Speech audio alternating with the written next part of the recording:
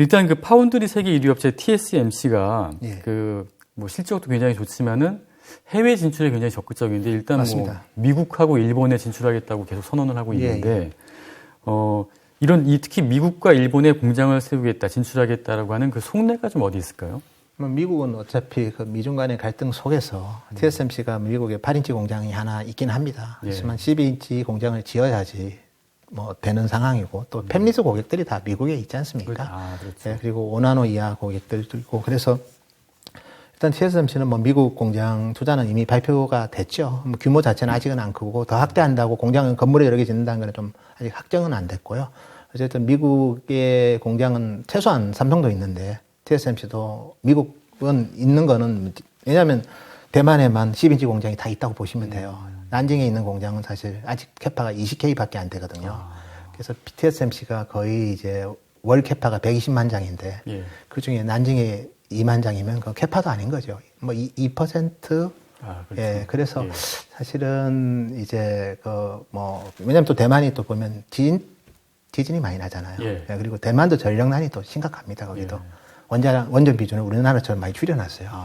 거기다가 이제 미중 간의 갈등 때문에 이제 기업들이 대만에 생산 공장을 또 많이 짓다 보니까 그런 전력 소모도 좀 많고요. 그래서 대만이 또 최근에 가뭄까지 또 있다 보니까 지역적인 좀 공장 다변화 이건 되게 필요한 것 같아요. 그래서 미국 공장은 분명히 맞는 거고 그리고 그거는 또 미국 고객들이 또 TSMC 팹리스가 주요 고객이니까 그렇죠. 가는 건 맞는 것 같고 이제 일본은 좀 저는 너무 확대해서 가는 것 같고요. TSMC는 원래 르네사스, 소니랑은 제휴를 많이 했습니다. 그리고 공장 짓는 지역을 보면 구마모토 현이고요. 구마모토 현에는 소니의 이미지 센서 공장이 있습니다. 이미지 센서가 소니가 세계 1등이죠. 시장 점유율 한 50% 되는데 구마모토 그리고 바로 옆에 보면 나가사키 현이 있는데 거기에 이미지 센서 공장이 있고 근데 거기에 이미지 센서를 이제 뭐 하는 게 아니라 그 뒤에 들어가는 로직 반도체가 있습니다. 보통 우리가 보면 ISP 뭐 이런 이미지 시그널링 프로세서 이런 로직 반도체는 또 28나노에서 만들거든요. 그래서 TSMC가 28나노 공장을 왜 짓는 거고요. 두 번째는 르네사스랑은 28나노 이하는 오랫동안 제휴를 맺었죠. 르네사스는 자체 공장도 있습니다. 근데 르네사스 공장 중에 또 하나가 또 구마모토 현에 있거든요. 그래서 그쪽에 짓는 제품은 다 28나노, 16나노. 근데 왜 그거를 짓는가 하면 어쨌든 고객들이기 때문에 르네사스랑 소니가 그리고 뭐 삼성하고 뭐 그렇게 10나노 이하 경쟁하는 그런 제품들은 아니고요. 또 아마 대만 TSMC도 중국의 또 눈치를 봐야 되겠죠. 난징 공장이 16나노, 28나노인데 일본 공장을 7나노 지었다가는 좀 많이 힘들겠죠. 그래서 미국이 짓는 공장하고는 좀 정치적인 이유는 좀 다르고요. 거기는 정말 고객 때문에 짓는 거고. 일본 정부 같은 경우에는 뭐 2천억 원을 지원을 해서 뭐 파운드리 공장도 건설하겠다 뭐 이렇게 하는 거 봤을 때는 일본 입장에서는 그 TSMC하고 협력을 통해서 과거에 그 반도체 강국으로서의 그런 걸 다시 꿈꾸는 것이 아닌가. 뭐 메모리야 뭐 일본이 아직 뭐 키옥시아라는 그런 우리 과거의 도시바가 아직도 건재하고요. 근데 이제 우리 자동차 반도체는 뭐 구조조정 해가지고 만든 게 르네사스입니다. NEC, 미쓰비시, 히타치가 합작해서 만든 회사고요. 그러니까 상당히 경쟁력이 취약해졌죠. 르네사스 자체도. 그다음에 나머지 뭐 시스템 반도체는 구조조정 엄청 많이 했어요, 사실은. 그래서 사실은 소니 말고는 뭐 크게 뭐 주목할 만한 회사가 많지는 않습니다. 그래서 일본의 고객이 그렇게 많지는 않아요. TSMC 입장에서도 뭐 엔비디아가 있습니까? AMD가 있습니까? 인텔이 있습니까? 퀄컴이 있습니까? 일본에 AP 만드는 회사도 없어요. 그러니까 TSMC 매출에 뭐 거의 75%, 거의 80% 가까이가 이제 서버하고 스마트폰인데 거기에 해당되는 일본의 팹리스 회사는 소니밖에 없습니다. 이미지 센서, 엄밀한 의미에서 큰 회사 중에서는 고객이 없어요. 일본에 짓고 싶어도. 그래서 그 부분은 중국은 반대로 고객은 많은데 무역 분쟁 때문에 안 되는 거고 일본은 반도체 소재는 정말 절대 강자죠. 웨이퍼든 뭐 여러 가지로 PCB든. 근데 저기 팹리스는 계속 팔고 있어요, 자기들도. 그리고 일본도 잘 보면 8인치 팹이 남아 돌아요. 그래서 그거는 제가 봤을 때는 선단 공정이든 아마 미래에서 일본 정부 입장에서는 다시 한번 부활하고 싶지만 기업이 다 죽어버렸어요. 그게 큽니다. 일본은 전자회사들이 B2B로 간 회사들 중에 그나마 턴어라운드 한 게 히타치고요. 도시바는 그랬다가 원전 때문에 망했고, 그 다음에 샤프는 뭐 계속 IT 하다가 팍스콘에 팔려버렸고, 소니는 IT 회사 아니고 컨텐츠 회사죠. 유일한 게 반도체 이미지 센서 하나 남아 있어요. 그리고 파나소닉은 뭐 배터리 회사인지 어디로 가는지 저도 모르겠어요, 방향을. 그러니까 일본 회사들이 반도체는 다 구조조정하고 망하고 8인치 팹도 남아돕니다. 그래서 다시 일으키기에는 지금 상황이 굉장히 안 좋군요. 뭐 여기는 6개월 늦으면 끝납니다. 그리고 뭐 스타트업들도 일본의 스타트업들도 소재나 이런 쪽은 돈이 되니까 많이 하는데 소재 장비 쪽은 소재 장비 부품을 많이 하는데 뭐 칩 설계 이런 쪽은 뭐 저는 그렇게까지 이협적이지는 않은 것 같습니다. 그러면 TSMC가 미국 공장에 지금 새로 이제 건설하려는 거는 5나노 이하 정도로 보면 될까요? 2024년에 TSMC가 가동인데 대만에 그 규제가 하나 있는데요. 대만보다는 반도체 공정이 한 단계 늦어야 됩니다. 그러니까 TSMC가 5나노를 지으려면 대만이 최소한 4나노를 양산을 해야 돼요. 4나노 양산, 뭐 3나노 양산, 이거는 뭐 TSMC 계획대로는 3D 핀펫이긴 하지만 내년 하반기 양산이면 2024년에 미국에서 5나노 가동은 해도 되죠. 그렇네요. 예, 그게 좀 대만의 규제고. 그런 규제가 예, 그래서 5나노로 저는 갈 거라고 봅니다. 왜냐하면 뭐 고객들이 다 5나노 이하를 좋아하는 또 주로 쓰고 있는 AMD, 뭐 예를 들어서 퀄컴, 애플 그런 쪽이고 물론 AMD는 아직 5나노는 안 쓰지만 내년 하반기는 좀 쓰겠죠. 예. 자, 그럼 거기를 받고 이제 미국의 반도체 업체들도 보면은 정부의 지원 등이 없고 굉장히 발빠르게 움직이고 있는데 우선 파운드리 분야에 이제 진출한 인텔 같은 경우에 세계 사유 업체 글로벌 파운드리를 뭐 인수한다 이런 기사도 있는데 글로벌 파운드리 쪽에서는 이제 부인하긴 했지만은 만약에 이게 성사가 된다고 그러면은 단숨에 세계 3위 업체로 등극하게 되는 거 아니겠어요? 네, 주주만 바뀌는 거죠. 어떻게 보세요? 아부다비 펀드에서 인텔이 대주주가 되는 건데, 네, 글로벌 파운드리도 보면 AMD가 이제 버린 회사, 분사 회사 그렇게 해야 되고 10나노 이하가 안 된다고 자기들이 얘기를 하면서 아부다비 펀드에서도 이제 매물로서 항상 생각을 했죠. 팔아야 되니까 빨리 정리하려고요. 예, 그래서 뭐 삼성도 뭐 한테도 뭐 저희가 알기로는 다양한 얘기가 왔지만 뭐 별로 도움이 안 된다고 판단을 한 것 같고요. 어차피 7나노 이하에 집중을 해야 되는 거고. 그다음에 글로벌 파운드리가 보면 그래서 12나노 이제 12나노 이제 14나노 이게 이제 선단 공정에서는 주력이고 28나노가 많죠. 그리고 이제 여기도 보면 뭐 여러 가지 M&A를 많이 했어요. 그래서 10인치 팹이 4개가 있고요. 8인치가 2개가 있습니다. 그래서 저희가 봤을 때는 뭐 어쨌든 아날로그 반도체를 필두로 해서 일부 뭐 좀 내 것이 뭐 디지털 IC 같은 것도 많이 하겠지만 드레스덴에 공장이 있고 이제 독일 드레스덴에 그리고 이제 미국에 이제 공장이 뉴욕 쪽에 좀 있습니다. 그리고 이제 어쨌든 보면 되게 글로벌 파운드리 자체도 여러 회사들하고 그리고 싱가포르의 차터드라는 회사를 인수를 했어요. 그러니까 싱가포르, 독일, 그다음에 미국에 주력 공장이 있고 근데 공정은 12나노, 14나노 정도고 그래서 뭐 저희가 봤을 때는 어떻게 보면 SMIC, UMC 이 정도 급이거든요. 삼성이 이제 28나노 같은 경우에는 이제 좀 그러니까 삼성이 LSI도 있고 파운드리도 있습니다. 비즈니스는 다르죠. 하나는 생산 전문이고 하나는 설계 전문인데 설계 전문이 지금까지는 100% 이제 삼성 파운드리에서 파운드리 서비스를 받았거든요. 근데 최근에는 이제 삼성 파운드리가 이제 캐파가 선단 공정에 집중을 해야 되니까 결국에 이제 일부 공정 28나노 이런 거는 대만이 UMC한테서 파운드리를 받고 있습니다. 그래서 삼성 LSI 입장에서야 뭐 글로벌 파운드리가 뭐 인텔하고 하든 뭐 하든 어쨌든 저희가 봤을 때는 거기서 또 파운드리를 할 수도 있는 거고 근데 선단 공정에 그런 경쟁력이 없기 때문에 굳이 지분으로서 가져갈 필요는 없고요. 그냥 고객으로서 LSI가 좀 활용하면 되죠. 지금도 뭐 일부 활용하고 있는지도 모르겠지만, 그래서 그 부분이고, 그 다음에 이제 글로벌 파운드리 또 하나 특징이 이제 AMD에서 어쨌든 본사법인이잖아요. 그렇죠. AMD가 또 고객입니다. 그 말은 이제 인텔이 만약에 글로벌 파운드리 주인이 되면 AMD가 글로벌 파운드리한테 가장 큰 경쟁자잖아요. 인텔과 AMD는. 지금까지는 같은 식구니까 좋지만 과거에 같은 가족이었잖아요. 근데 지금 그렇게 되면 경쟁자한테 이 설계도를 보여주는 게 부담이 될 수 있기 때문에 AMD가 이제 다른 파운드리 파트너를 많이 활용할 가능성도 있어요. 아마 인텔도 그것까지 계산을 할 겁니다. 그래서 봐야 되는 딜이고 저는 대주주로서 글로벌 파운드리보다는 파트너로서 글로벌 파운드리는 괜찮죠. 근데 설비 투자를 너무 하잖아요. TSMC든 UMC든 하물며 대만의 PSMC, 예전에 파워칩 이런 회사들도 파운드리 투자를 너무 많이 하고 있거든요. 그러니까 파운드리가 공급 가격이 혹시 내년 하반기에 오면 이게 이 가격에 사는 게 맞을지 인텔도 고민할 수도 있습니다. 인텔 입장에서는 또 이렇죠. 자기들이 이제 뭐 한 투자를 200억 불 투자해서 애리조나에 이제 파운드리 비즈니스를 하겠다고 했는데 이제 그들이 이제 글로벌 파운드리를 사면 그 투자는 안 할 수 있지 않습니까? 그러니까 글로벌 업황 면에서는 또 오히려 인텔의 잠재적인 캐파 증가가 또 사라지는 요인도 있기 때문에 예. 저는 중립적인 변수지. 예. 아유, 우리 삼성은 왜 가만히 있어? 이런 삼성한테도 당연히 그런 뭐 제안이 왔죠. 그런데 경쟁력이 삼성이랑은 시너지가 없다고 판단을 한 것 같아요. 28나노 이런 쪽은 사실은 뭐 파운드리 내년 되면 특히 캐파 증설하는 애들이 많기 때문에 예. 팹리스 기준으로는 뭐 아웃소싱 할 때가 많고 예. 삼성 파운드리는 뭐 지금 7나노 이하에 집중하는데 굳이 지향한 점이 다른 그런 쪽을 투자하는 게 과연 맞는지도 인수하는 게 맞는지도 좀 봐야겠네요. 그건 예. 또 메모리 반도체 세계 3위 마이크론이 그 일본에 아까 언급하셨던 키옥시아를 인수한다는 그런 얘기도 있던데 어느 정도 가능성을 보세요?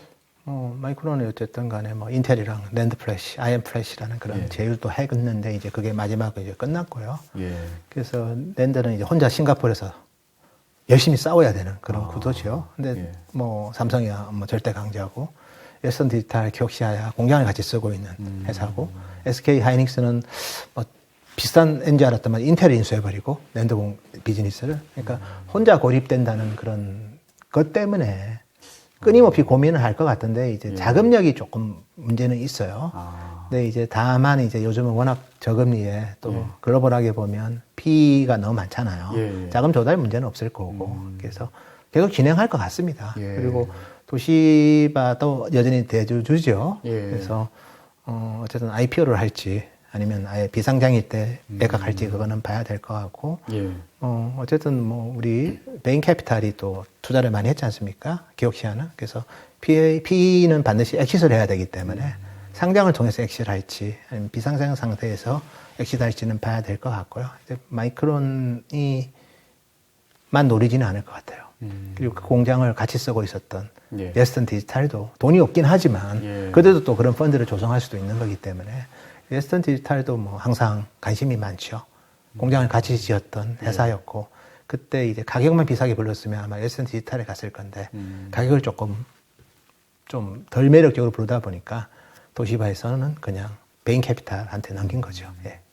그럼 이런 미국 기업들의 움직임을 갖다가 전체적으로 본다고 그러면은 미국이 이제 반도체 굴기를 내세운 만큼 기존의 그 팹리스부터 해서 파운드리 그다음에 뭐 메모리 반도체까지 모든 거를 미국 내에다 좀 가지고 있으려는 그런 움직임으로 좀 봐도 될까요? 메모리 반도체는 미국의 공장이 뭐 아이다호에 있는 마이크론의 아주 작은 공장 말고는 없고요. 메모리 반도체는 워낙 커머더티라서 물류 비용이나 이런 것들도 좀 고민을 하는 것 같고요. 왜냐하면 아시아에서 이제 대부분의 패키징 자체를 아시아에서 다 해야 됩니다. 아시아에 다 패키징 회사들이 다 있거든요. 그리고 그 패키징한 최종 칩을 또 어쨌든 완제품에 또 장착을 해야 되는데 완제품 회사도 다 아시아에 있고 그래서 메모리는 좀 가격 민감도가 크다 보니까 미국에는 뭐 마이크론까지도 이제 공장이 거의 없다고 보시면 되고요. 웨스턴 디지털에 원래 이제 도시바 공장을 썼고 그래서 나머지는 이제 LSI, 팹리스야 뭐 미국이 당연히 실리콘밸리를 중심으로 설계를 많이 하고 있고 생산 공장이 좀 없는 거죠. 그러다 보니까 그러니까 비메모리 반도체를 설계하는 회사는 많은데 생산하는 회사가 없다 보니까 인텔은 뭐 자기 혼자 다 해버리는 IDM이고 그다음에 글로벌 파운드리랑 삼성 딱 두 개 있거든요. 10인치 공장을 좀 의미있게 가져가는 회사. 텍사스 인스트루먼트는 역시 IDM이고 주로 아날로그 반도체 위주고 그러다 보니까 미국이 커가고 있는 그런 뭐 우리 컴퓨팅 관련된 팹리스 회사들 입장에서는 좀 있었으면 좋겠다는 그런 또 있을 거고 그래서 저희가 봤을 때는 이제 파운드리 중에서 좀 암 베이스에 5나노 이하 되는 공장들이 좀 많이 유치되면 아마 반도체 굴기가 완성되지 않을까 그래 봐집니다. 알겠습니다. 마지막으로 중국을 한번 좀 살펴봤으면 좋겠는데요. 일단 중국의 뭐 반도체 굴기를 표명하면서 한 10여 년 동안 계속 이제 투자도 했는데 최근에 보니까 칭화윤이 반도체 굴기의 상징인 칭화윤이가 파산 절차에 이제 들어갔고 이런 거 보면은 그동안 이제 부었던 투자 이런 게 좀 헛된 것이 아니었나 이렇게 성과가 없이 끝나는 것이 아닌가라는 그런 이제 분석인데 또 하나 이제 미국이 계속 강하게 지금 견제하고 있지 않습니까? 근데 그럼에도 불구하고 중국은 이거는 포기할 수 없으니까 예. 다시 한번 좀 대규모 자금도 투자하고 정부에서 전폭적인 지원도 하고 해서 다시 살리려고 하는 그런 움직임인데 예. 어떻게 좀 보십니까? 네, 지금은 이제 어쨌든 메인스트림은 이제 전 세계 반도체는 칩 사이즈를 줄이고 저전력이 고성능이거든요. 예. 그럼 10나노 이하인데 10나노 이하는 이제 노광 장비부터가 다 이제 한 회사가 다 ASML이 컨트롤하기 때문에 네덜란드에서. 그걸 막아버리면 예. 중국이 할 거는 없습니다. 중국이 할 수 있는 유일한 방법은 그 장비를 대체할 장비를 만들면 되죠. 자체적으로 만들어야 예, 되는. 그럼 길게 보면 한 100년 걸릴 수도 있습니다. 길게 보면. 저는 되게 어렵을 거라고 봅니다. 그러니까 결국 이제 10나노 하지 말고 그냥 내 것이만 해라. 그 정도는 이제 융통성 있게 풀어줄 수도 있고요. 예. 그래서 이제 그 부분인 거고. 그래서 제가 봤을 때는 그런 선단 공정과 관련해서는 원래 경쟁력도 없었지만, 왜냐하면 TSMC도 난징에는 28나노, 16나노지, 예. 7나노 공장 없고요. SMIC는 14나노까지만 되거든요. 예. 그래서 중국에는 원래 선단 공정이 없었고요. 예. 근데 그거에 대한 이제 아예 무역 분쟁 때문에 예. 씨앗까지도 사라졌다고 보시면 되고요. 근데 이제 중국도 보면 이제 팹리스는 지금도 제재를 하긴 했지만 하이실리콘이 많이 좀 이제 거의 하웨이 자회사였는데 설계력은 되게 제일 좋은 회사였는데요. 콜컴 같은 회사였는데 그걸 이제 블랙리스트 넣으면서 이제 제거를 해버렸죠. 예. 아마 칭하윤이는 좀 딜레마가 있는 게 하웨이한테도 항상 그랬잖아요. 너희들 대주주가 공산당 아니냐. 지분이 안 보이니까 비상장이고. 근데 왠지 공산당이 대주주인 것 같고 정부가 대주주인 것 같고 하니까 좀 더 강하게 미국도 압박을 한 거고. 근데 칭하윤이도 보면 위로 올라가면 칭하홀딩스의 이해는 칭하대학교에 있거든요. 예. 그러니까 이거는 국영기업인 거죠. 예. 그러니까 하웨이도 자기들은 부인합니다. 그렇지만 아무도 이제 그거에 대해서 증빙을 못 하니까 국영기업일 거야. 예. 그러니까 제재가 더 강한 거죠. 그래서 칭하윤이가 이제 이렇게 해서 파산이 돼서 예. 사회사는 YMTC라는 랜드 회사가 있고 예. 그다음에 유니SOC 이 두 개가 다라고 봐야 돼요. 나머지 있는 회사들은 경쟁력이 없거든요. 예. 이 두 회사는 저는 주인이 바뀔 거라고 봐요. 최근에 보면 알리바바가 산다 뭐 그런 얘기도 있고. 근데 민간기업이 사버리면 조금은 복잡해질 것 같아요. 미국의 제재도. 민간기업인데 알리바바도 제재를 많이 받고 있잖아요. 예. 근데 알리바바가 샀다? 그러면 미국도 얘들은 뭐지? 예를 들면 그래서 사실은 그래서 오포, 비보, 샤오미는 일부 제재를 했지만 다시 풀렸고 예. 오포, 비보는 제재 안 하잖아요. 그렇죠. 민간기업이기 때문에. 예. 그래서 민간기업이 사면 대주주가 되면 조금은 유연해지지 않을까. 물론 그래도 결국은 그거라고 하면 또 압박은 계속 갈 수는 있겠지만 예. 약간은 룸은 있는 것 같아요. 그렇겠네요. 국영기업하고 지방정부가 대주주면 이거는 사실은 좀 여러 가지로 불공정하지 않습니까? 아니, 그러니까 지금 말씀하신 거 보니까 그런 흐름 때문인지 최근에 텐센트, 알리바바, 예. 저 바이두 이런 IT 기업들이 반도체 산업에 뛰어든다 이런 뉴스들이 예. 나오더라고요. 근데 얘들은 원래 바이두 같은 경우는 지금도 AI 칩, 데이터 센터에 들어가는 칩이든 이런 제품들은 삼성에서 바운드리를 하고 있어요. 예. 그들도 이제 또 자율주행이나 이런 쪽으로 바이두 같은 경우는 많이 하니까 그런 AI 칩을 필두로 해서 일부 이제 팹리스는 당연히 하고 우리 구글도 지금 테너라는 우리 알파고에 들어가는 그런 테너라는 칩도 당연히 설계를 하고 있습니다. 예. 그래서 데이터 센터에 들어가는 컨트롤하는 회사들은 자기만의 AI 서비스를 하고 있기 때문에 그게 뉴럴 프로세싱 유닛이라고 부를지는 다르긴 하지만 CPU, GPU 아닌 어떻게 보면 AI 반도체는 다 직접 설계를 하고 있습니다. 하려고 하거나 예. 대표적으로 알리바바, 텐센트 다 그런 데이터 센터 향은 자기들이 할 거고 또 좀 나가서 일부 디바이스도 예. 스마트폰, TV, PC 쪽은 아니더라도 로봇이든 예를 들어서 우리 BYD 같은 경우에도 전력 반도체 많이 하거든요. BYD 반도체가 있거든요. 예를 들면 그래서 각자만의 자기만의 그런 차별화 서비스를 위해서 퀄리티 오브 서비스를 위해서 AI 칩은 직접 설계를 합니다. 생산은 안 하고요. 근데 이제 인수해버리면 이제 생산까지도 고민하겠죠. 리커창 총리가 공식적인 자리에서 칼 하나를 10년 동안 가는 심정으로 과학기술적에 매진하겠다고 했는데 이 반도체 분야에 대해서 굉장히 좀 장기적인 포석을 갖다 염두에 두는 것 같은데 그냥 센터장님 보시기에는 중국의 반도체 산업 지금 전망을 갖다 정리하자고 그러면 간단하게 정리한다고 어떻게 좀 할 수 있을까요? 분명히 그들은 핵심에 대한 설계는 당연히 지금도 하고 있고 앞으로도 할 거라고 저는 봅니다. 중국 인구가 많고 하니까 중국에서 표준되면 자기들끼리도 충분히 어떻게 보면 이익 모델이 나올 수 있거든요. 팹리스 회사들 입장에서도. 그래서 저는 시스템 반도체 쪽은 중국이 앞으로도 경쟁력이 커질 것 같아요. 그리고 파운드리는 생산에 있어서는 저 장비를 막아놨기 때문에 그 부분은 이제 중국이 정말 장비를 ASML을 뛰어넘는 장비를 만들면 제가 그때 다시 한번 얘기 드리고요. 그 전까지는 그냥 레거시 공정 위주로만 할 것 같고 그리고 메모리 쪽은 저희가 봤을 때는 뭐 특히 블랙리스트도 들어있지만 뭐 참 잘하기 쉽지 않은 비즈니스 같아요. 사실은. 그래서 저희가 봤을 때는 뭐 한국은 여전히 메모리가 또 중요하고 파운드리가 중요한데 파운드리는 선단 공정이 제일 중요하고요. 메모리는 너무 중요하고 근데 그런 부분들은 많이 차단이 된 거는 분명한 것 같아서 근데 팹리스 쪽은 중국도 지금 엄청난 회사들이 많습니다. 예를 들어서 센스타임, 안면인식 그 하는 회사 직접 칩 설계도 하거든요. 거기는 뭐 엄청나죠. 메이투, 센스타임 뭐 되게 많고요. 우리가 언급 안 해드렸지만 뭐 BYD 반도체도 되게 괜찮은 회사고요. 상당히 많은 팹리스 회사들, 설계하는 회사들은 앞으로도 많이 나올 거고, 근데 그 설계한 칩이 7나노, 5나노로 설계하는 제품은 안타깝지만 뭐 삼성하고 TSMC에 맡겨야 될 것 같고, 그 이상의 뭐 14나노 이상은 뭐 SMIC가 해도 되고, 물론 블랙리스트에 들어가 있긴 하지만, 그래서 저희가 봤을 때는 조금은 뭐 아무리 중국 정부에서 의지가 있어도 또 한계란 게 있지 않습니까?